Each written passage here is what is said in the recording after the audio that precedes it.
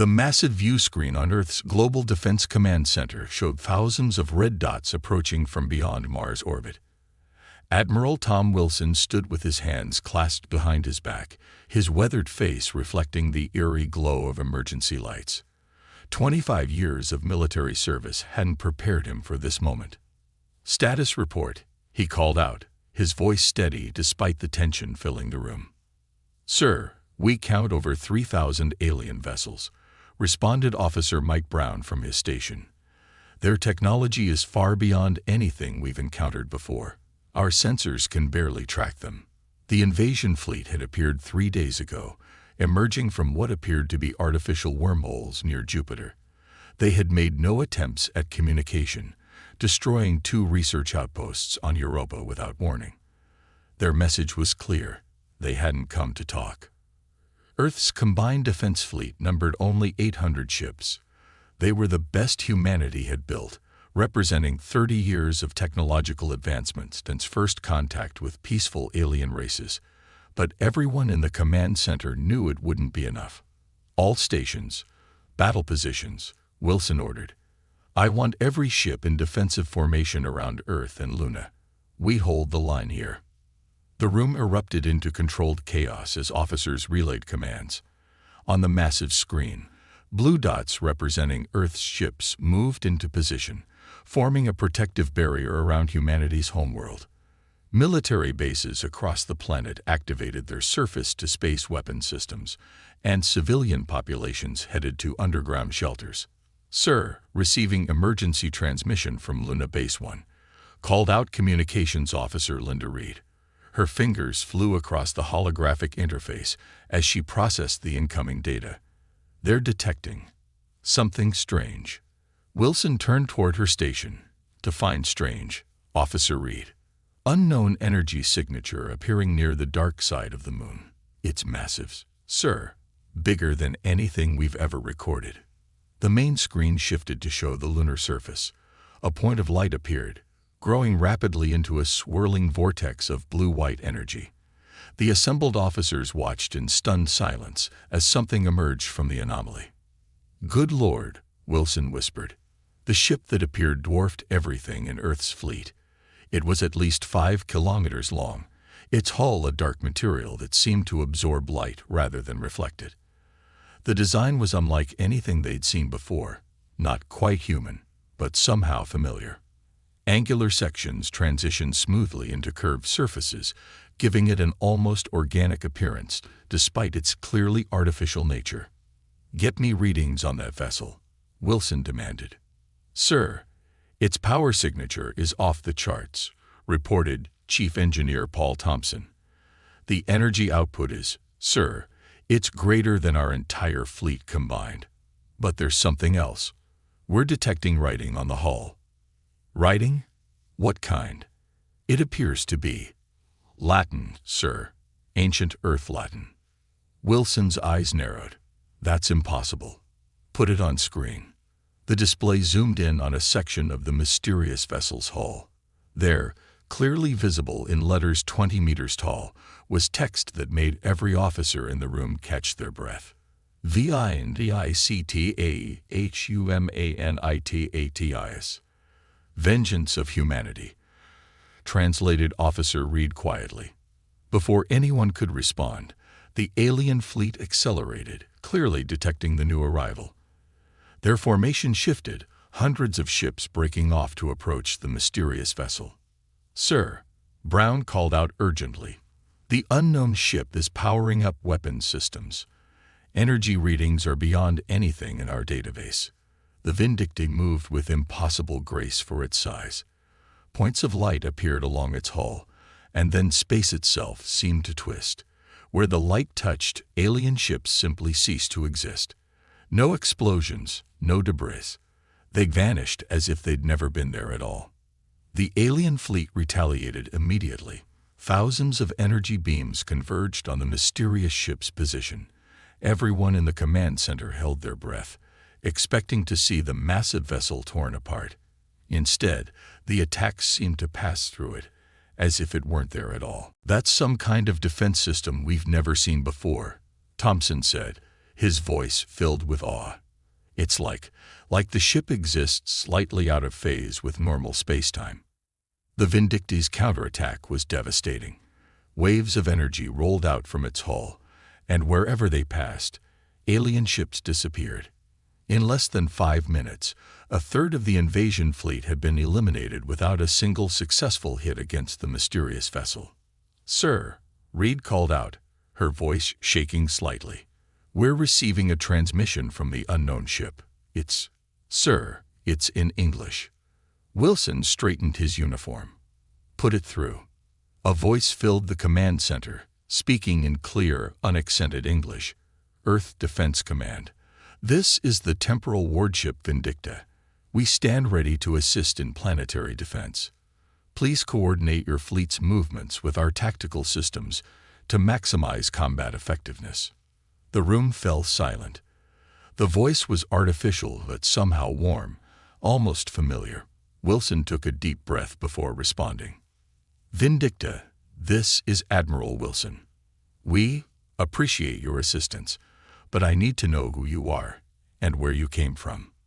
There was a pause before the response came. "Admiral, full disclosure of our origins would create dangerous temporal paradoxes. For now, know that we are humanity's guardians, sent to ensure Earth's survival at this crucial moment. The enemy you face would have destroyed human civilization without our intervention. We cannot allow that future to manifest."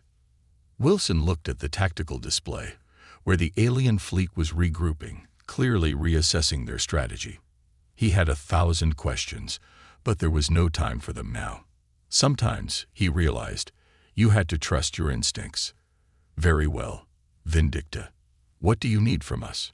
"Maintain your defensive positions around Earth. We will handle the primary engagement, but some enemy vessels may attempt to slip through. Your fleet must be ready to intercept them. Together, we will ensure humanity's future." Wilson nodded, then turned to his officers. "You heard our ally. Battle stations, everyone. Today we make history, one way or another." As the command center burst into renewed activity, Wilson watched the mysterious ship move to engage the main alien fleet. Whatever the Vindicta was, wherever it had come from, one thing was clear: humanity was no longer alone in this fight. And somehow, Wilson suspected, this was only the beginning of a much larger story. Commander James Miller hadn't slept in 36 hours. After the Vindicta's dramatic arrival and the decisive battle that followed, Earth's military leadership needed answers. As the head of Special Operations and Tactical Assessment, he was chosen to lead the investigation team. The shuttle carrying Miller and his small crew approached the massive warship, which now hung in space near Luna Base 1. Up close, the vessel's hull seemed to shift and move, despite being clearly solid. The surface appeared almost liquid, like mercury in zero gravity, yet maintained its rigid form. "This is Investigation Team Alpha requesting permission to dock," called out their pilot, Officer Mark Wells. The response came instantly, in that same oddly familiar artificial voice they'd heard during the battle. "Permission granted. Investigation Team Alpha. Please proceed to Docking Bay 3. Our internal atmosphere has been adjusted to Earth standard conditions." As they approached the designated bay, massive doors slid open with impossible smoothness. The docking bay inside could have easily held 3 Earth battleships. Their shuttle, designed to feel spacious, looked like a toy in comparison. "Look at the material composition of these walls," said Dr. Robert Hayes, their science specialist, staring at his handheld scanner. It's not registering as any known element or alloy. The atomic structure keeps changing." The shuttle touched down softly on the deck. Miller led his team out, accompanied by Hayes, Lieutenant Emma Walker, their language and history expert, and 2 armed security officers. The air inside was perfect, exactly Earth normal in temperature, pressure, and composition. "Welcome aboard the Vindicta," the ship's voice echoed through the vast chamber. "You may proceed through the main corridor. I will guide you to the command center." Miller exchanged glances with his team before moving forward. The corridors they walked through seemed to adjust their size as they moved, always maintaining comfortable proportions. Lights appeared ahead of them and dimmed behind them, creating an efficient path of illumination. The architecture, Walker said quietly, running her hand along a wall. It's human. Not like our current ships, but it follows human design principles. These corridors are meant for human use. Correct, Lieutenant Walker, the ship responded. I was designed and built by humans, for humans. But when? Miller asked. And where? We don't have technology even close to this. Those questions involve temporal complexities that must be addressed carefully, the AI replied.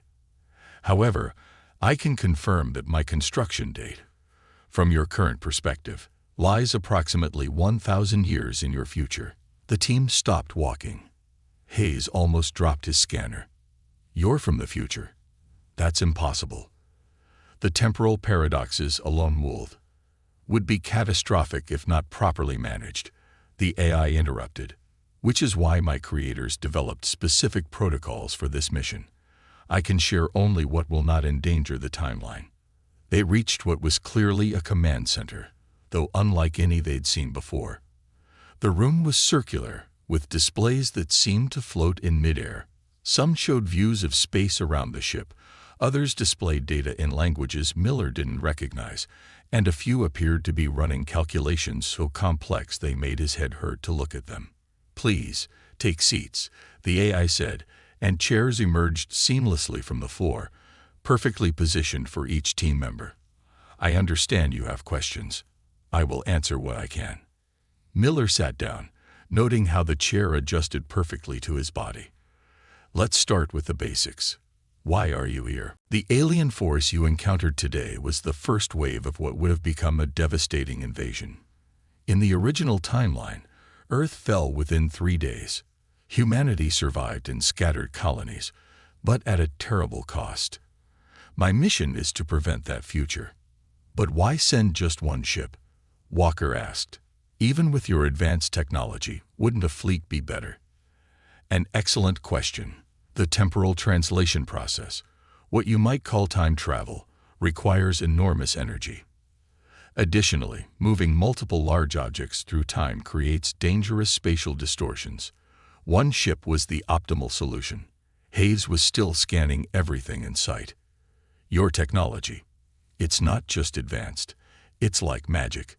These energy readings suggest you're manipulating fundamental forces we barely understand. Your assessment is accurate, Dr. Hayes. My systems utilize principles of quantum mechanics, gravitational manipulation, and dimensional physics that won't be discovered for centuries. However, my designers ensured that my basic functions could be understood and controlled by current-era humans if necessary. Miller leaned forward. What do you mean, if necessary? The AI's tone shifted slightly, becoming more serious. There is a non-zero probability that I may be destroyed or disabled in future engagements. In such an event, Earth's defense forces must be prepared to continue the fight. I am authorized to provide limited technological assistance to accelerate your defensive capabilities. Suddenly, alarms blared through the ship. Displays shifted to show a new threat. The remaining alien vessels had regrouped and were moving to attack again. I apologize, the AI said, but we must cut this meeting short. The enemy is attempting a new strategy. They've adapted their weapons based on our previous encounter. Miller stood up. We should return to our shuttle. Actually, Commander, I would request that you and your team remain. Your presence here could be valuable as I coordinate with Earth's forces. Additionally, this will be an excellent opportunity to demonstrate more of my capabilities. The displays show the alien fleet approaching in a new formation. Their energy signatures had changed, suggesting modified weapons. The Vindicti systems were already analyzing the changes, running countless simulations in seconds. Commander Miller, the AI said, would you like to see how a warship from humanity's future fights? Miller looked at his team. Hayes was already deeply engaged with a technical display. Walker was studying the various language interfaces, and even the security officers looked more intrigued than nervous. He smiled slightly. "Show us what you can do." The command center came alive with activity. Displays expanded, showing multiple battle scenarios simultaneously. The ship's systems were plotting not just the immediate battle, but dozens of possible outcomes extending hours into the future. Initiating temporal combat protocols, the AI announced, preparing to demonstrate why humanity remains undefeated in my era. As the alien fleet approached, Miller and his team watched in awe as humanity's most mysterious warship prepared once again to defend Earth. Whatever happened next, he knew they were about to witness something unprecedented in military history, and perhaps get a glimpse of humanity's incredible future. The alien fleet's new formation looked like a giant arrow aimed at Earth's heart. Commander Miller watched from Vindicta's command center as the enemy ships approached, their weapons glowing with an ominous purple light that hadn't been present in the previous battle. "They've modified their weapons to operate on multiple phase frequencies," the ship's AI explained. "Clever. They're trying to overcome our defensive systems." Dr. Hayes stared at the readings on his display. "These energy signatures, they're attempting to match the frequency of your hull's quantum field." "Correct. In simpler terms, they're trying to ensure their weapons can hit us, regardless of which dimension we shift to." The AI's voice carried a hint of what almost sounded like amusement. However, they're working from incomplete data. The command center's displays shifted, showing complex calculations that made Miller's head spin. Lieutenant Walker, who had been studying the ship's various interfaces, pointed at a particular set of symbols. "Those markings, they're similar to ancient Earth mathematical symbols, but they're evolved, more complex." Indeed, the AI confirmed. Mathematics itself evolved significantly over the centuries. What you're seeing is the language of quantum temporal mechanics. And right now, it's telling us something very interesting about our opponents. Before anyone could ask what that meant, the alien fleet opened fire. Thousands of purple energy beams lanced toward the Vindicta. This time, instead of passing through harmlessly, they seemed to connect with the ship's hull. "Hit confirmed," one of the security officers shouted. But Miller noticed something odd. The ship hadn't shaken. There was no damage alert. In fact, the AI seemed to be waiting for something. "Watch," it said simply. The purple energy beams remained connected to the ship's hull, but now something strange was happening. The energy was flowing back along the beams, traveling back to the alien vessels. "They created a quantum connection to bypass our defenses," the AI explained. "Unfortunately for them, they didn't realize this connection works both ways." Initiating temporal feedback loop. The alien ships suddenly began to age. Decades of wear appeared in seconds. Metal corroded, energy systems failed, and entire sections of their fleet began to break apart. "You're sending time itself back along their weapon beams," Hayes whispered in awe. A simplified explanation, but essentially correct. "They tried to match our quantum frequency. In doing so, they made themselves vulnerable to temporal manipulation." The remaining alien ships quickly cut power to their weapons, but the damage was done. Nearly half their fleet was now drifting, dead in space, or falling apart from centuries of artificial aging. "Fascinating defensive strategy," Miller said. "But why show us this? Isn't revealing future military tactics dangerous?" The AI's response was interrupted by a new alert. One of the displays shifted to show something unexpected. A message being broadcast from the alien fleet, in English. "Temporal Warship Vindicta." A harsh, mechanical voice called out. "Your presence here confirms our calculations. The humans survive in the future. This is unfortunate." Miller watched as the command center's displays filled with new data. The AI was analyzing the transmission, running it through countless filters and detection systems. "They know about you," Walker said. "About where you're from. How is that possible?" "Because," the AI replied, its tone now deadly serious, "they are also time travelers. Though from a different possible future, one where they eventually defeated humanity.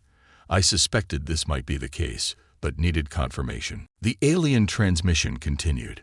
We traveled back to ensure our victory, to prevent humanity from becoming what they become in your timeline. The species that ends our dominion over 3 galaxies. The race that undoes 10,000 years of our empire's work. Miller felt a chill run down his spine. In your future, humanity becomes that powerful. Yes, the AI replied. Which is why they're here. They discovered time travel technology and decided to change history. But they weren't the only ones to make this discovery. Human scientists detected their temporal incursion and sent me back to prevent their interference. A time war, Hayes breathed. We're in the middle of a time war. More accurately, you are at the focal point of a temporal conflict, a nexus moment in human history. The next few hours will determine not just Earth's future, but the nature of reality itself. The alien fleet was regrouping again, but this time something was different. Their ships were changing, transforming. Metal flowed like water as their vessels reconfigured themselves. They're adapting, the AI announced. Drawing on technology from their own future, we must respond in kind.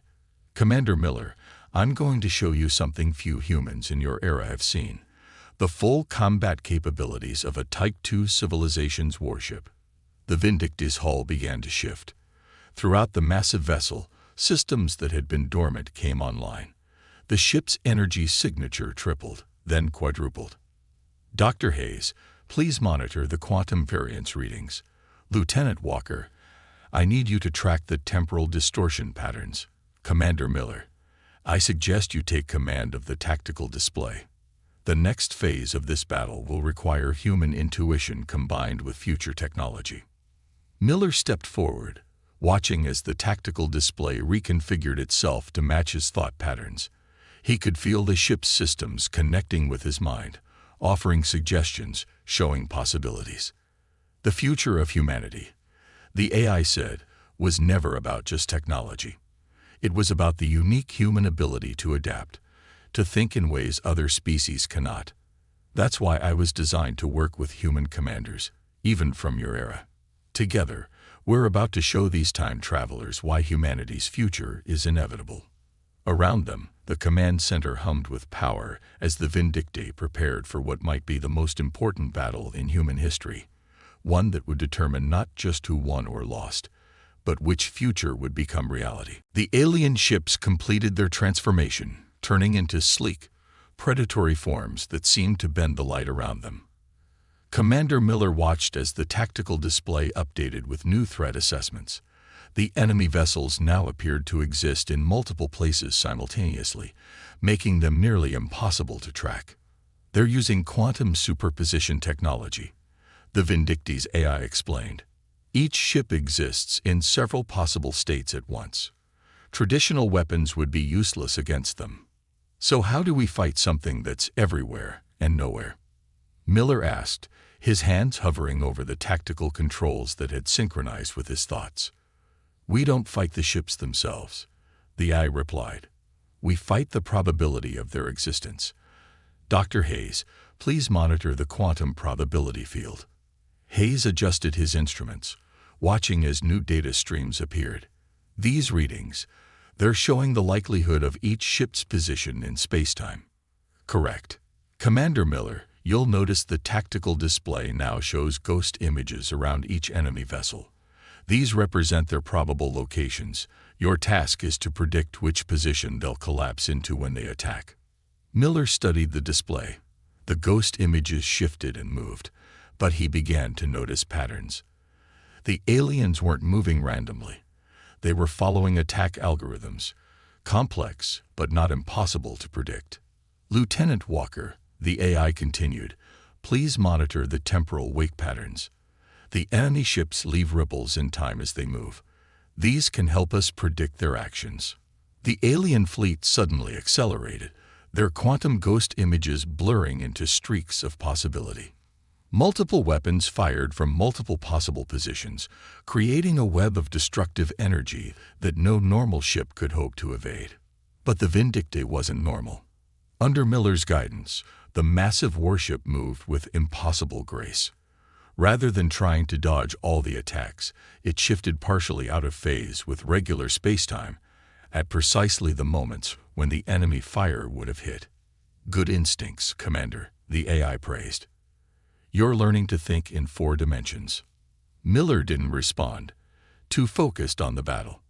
He could feel the ship's systems merging with his natural tactical ability, creating something greater than either human or machine alone.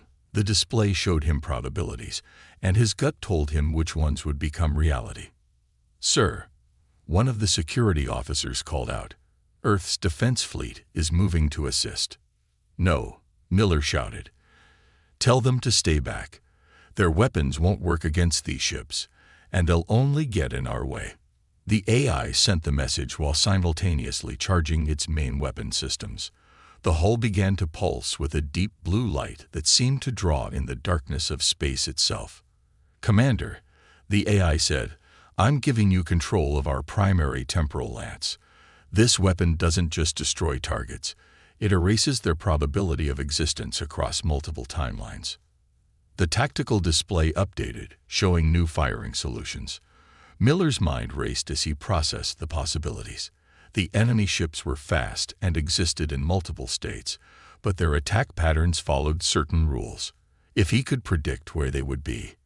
"Dr. Hayes," Miller called out, "what happens to a quantum superposition if you change the past that created it?" Hayes looked up from his readings. "It would collapse instantly.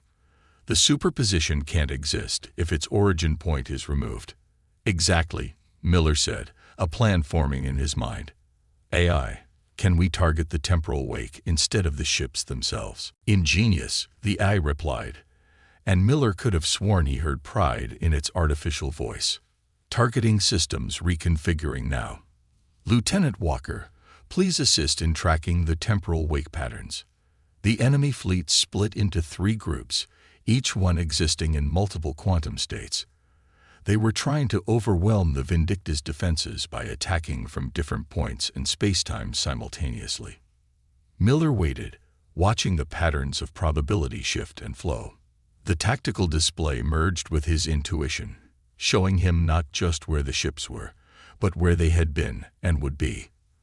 The temporal wake patterns became clear, trails of disturbed spacetime that all led back to the same origin point. "Now," Miller commanded. The Vindicta's temporal lance fired. Instead of targeting the enemy ships directly, the weapon struck the point in spacetime where all their temporal wakes converged. The effect was immediate and devastating. Reality seemed to shudder. The quantum ghost images of the enemy ships suddenly snapped into single locations as their superpositions collapsed. Without their temporal technology, they were just advanced alien ships, dangerous, but no longer impossible to fight. "Their temporal shielding is down," the AI announced. "They can no longer maintain quantum superposition. Earth's defense fleet can now engage effectively." Miller watched as Admiral Wilson's ships moved in, their conventional weapons now able to hit the solidified enemy vessels.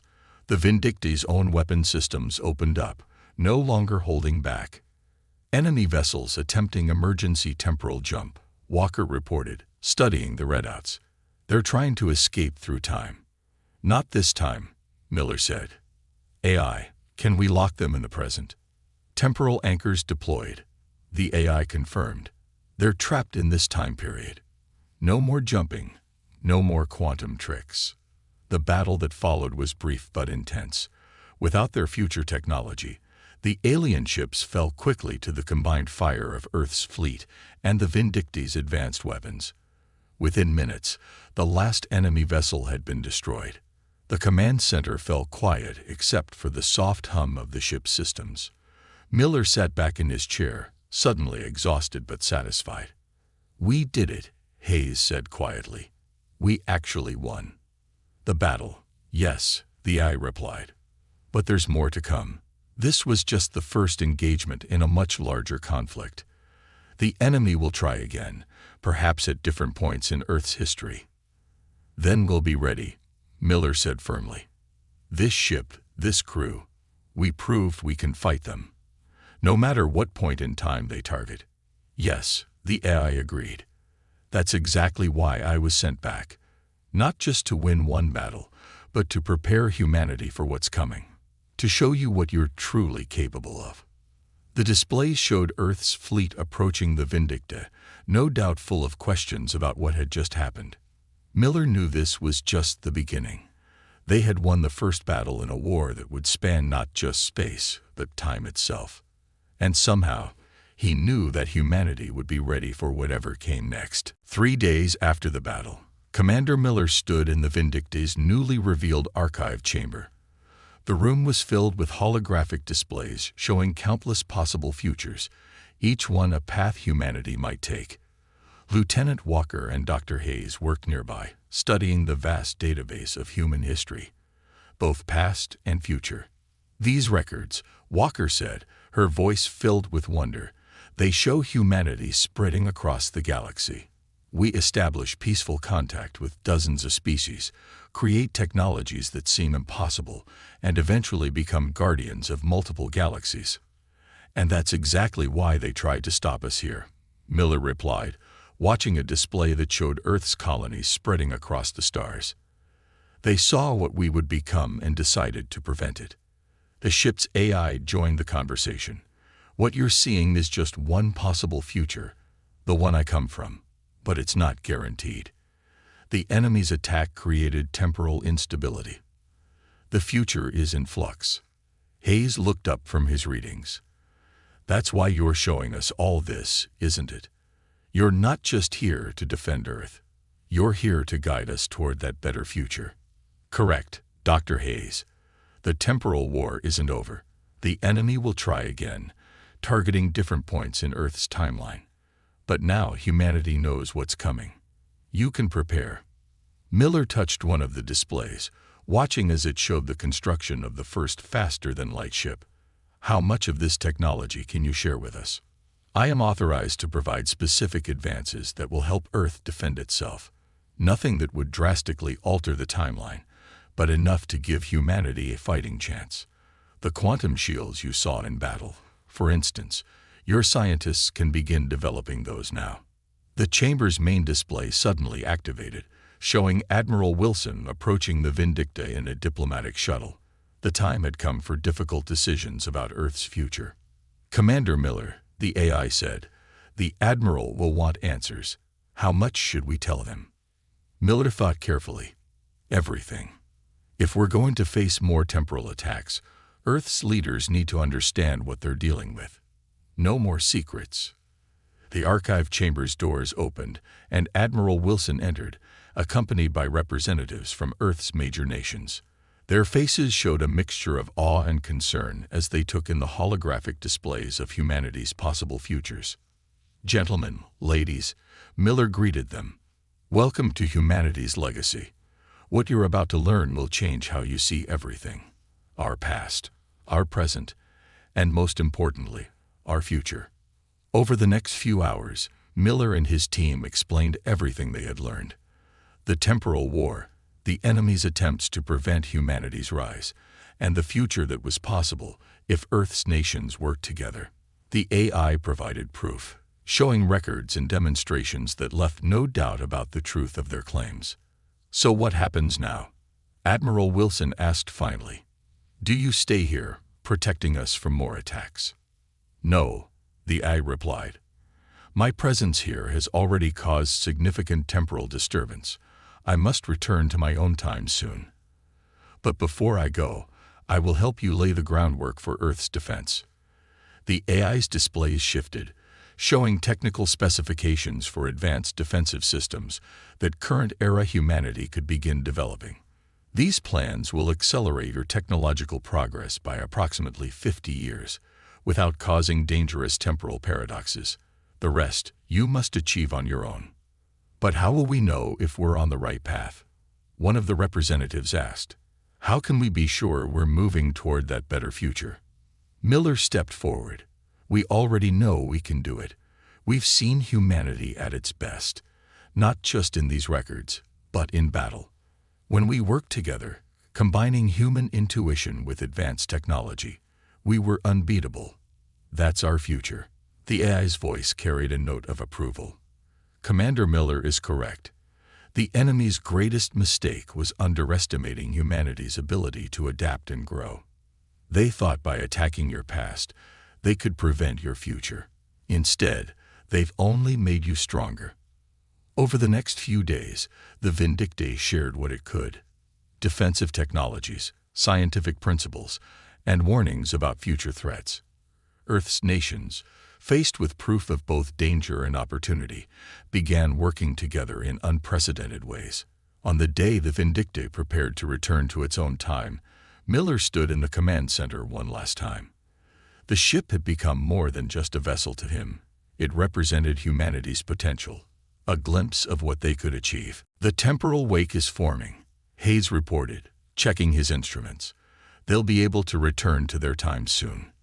Remember, the AI said, what you've seen here is just the beginning. Humanity's greatest achievements lie ahead. But the path to that future must be earned, not given. Walker, who had spent days studying the ship's records, smiled. We won't let you down. The future we saw, we'll make it happen. I know you will, the AI replied, because you already have, in my timeline. The temporal war isn't over, but humanity is ready now. You know what's coming, and more importantly, you know what you can become. The ship's engines began to power up, temporal energy swirling around its hull. Miller and his team prepared to leave, but the AI had one final message. Commander Miller, remember this. The greatest weapon humanity possesses isn't technology or temporal manipulation. It's hope, the ability to see a better future and work to make it real. That's what the enemy feared, and that's what they can never take away. As Miller's team departed, they watched from Earth as the massive ship prepared for its temporal jump. The Vindicti's hull began to glow with that familiar blue-white energy, growing brighter until it was painful to look at. In a flash of light that seemed to bend reality itself, humanity's mysterious guardian vanished, returning to its own time. But it left behind more than just advanced technology and warnings of future threats. It left behind proof that humanity's potential was limitless. Miller stood at the observation window, watching the spot where the ship had disappeared. Earth's defense fleet hung in orbit nearby, already being upgraded with the new technologies they had learned. Below, nations that had once been rivals were working together, preparing for whatever challenges time itself might bring. The most mysterious warship in history had come and gone, but its impact would be felt forever. Humanity now knew its destiny, not just to survive, but to become guardians of peace across multiple galaxies. The path would be difficult, full of challenges and temporal wars, but they were ready. The future was waiting, and humanity was finally prepared to meet it.